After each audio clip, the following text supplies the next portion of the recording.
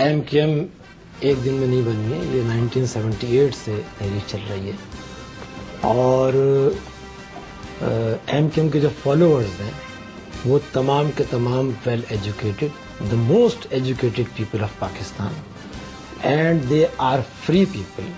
They don't have any feudal lords or any jagirdar or any waderas on their heads.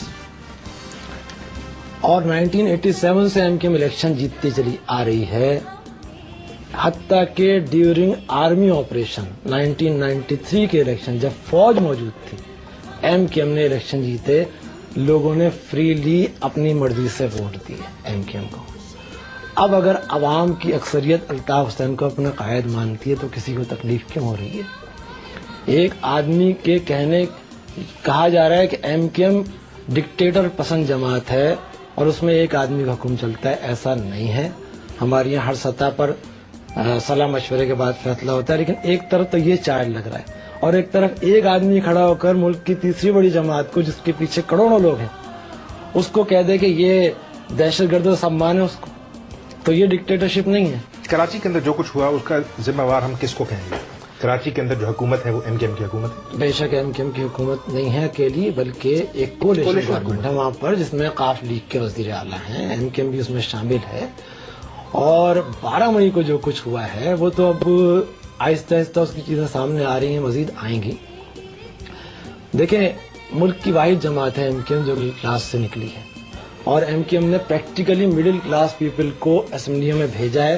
Pakistan میں کوئی جماعت نہیں ہے، آپ دکھا دیں، جس نے کہ اتنی بڑی تعداد میں فیوڈرز کا جو ایک شکنجہ تھا پاکستان میں، اس کو توڑا ہے، بریک کیا ہے. تو اسٹیٹس کو بریک کرنے کا کراچی میں شکنجہ نہیں تھا، لیکن بہرحال وہ سیاست جو ہے اس کا سب کو پتا ہے. دیکھیں، کراچی میں شکنجہ اگر نہیں تھا تو جانے والے کون تھے اور وہ کس کا پرپس سرو کر رہے تھے، اور اب جانے والے کون ہیں اور کس کا پرپس سرو کر رہے ہیں. دیکھنے کی بات یہ کہ آئیڈیالوجی کیا ہے. آپ کی پارٹی نے میں آپ کو یہ بتا رہا ہوں، حکومت سے یہ کہا کہ نہیں کہ اس دن رینجرز اور پولیس کہاں تھی، جو لوگ مرنے والے ہیں وہ بھی کراچی کے رہنے والے ہیں. ہو سکتا ہے آپ کے ووٹرز ہوں، ہو سکتا ہے ہمارے 14 مرے ہیں بھائی. میں یہ کہہ رہا ہوں ہو سکتا ہے 48 کے 48 آپ کے تھے.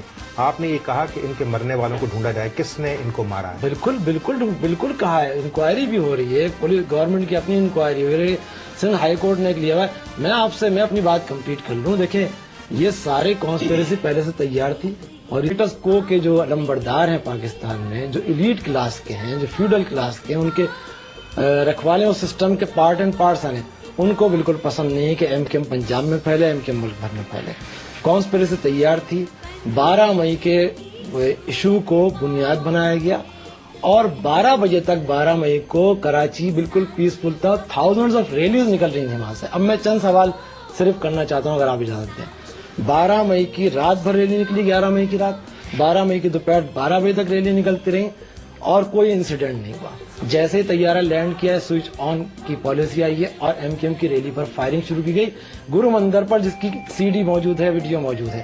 دوسرا سوال میرا یہ ہے کہ اگر ایم کیو ایم کا یہ پلان ہوتا تو ایم کیو ایم اپنے گھر کے خواتین بچوں کو لے کر ریلی میں نہیں جاتی. میرے گھر کی خواتین شریک تھیں، میرے گھر کی بچے شریک تھے ریلی کے اندر. میں کیسے کر سکتا ہوں؟ تیسرا سوال میرا یہ ہے کہ ان سب نے، جتنے بھی اپوزیشن لیڈر ہیں، ان سب نے اعلان کیا تھا کہ ہم 12 مئی کو چیف جسٹس کا استقبال کرنے پہنچیں گے. یہ 12 مئی کو کہاں غائب تھے، کیوں نہیں؟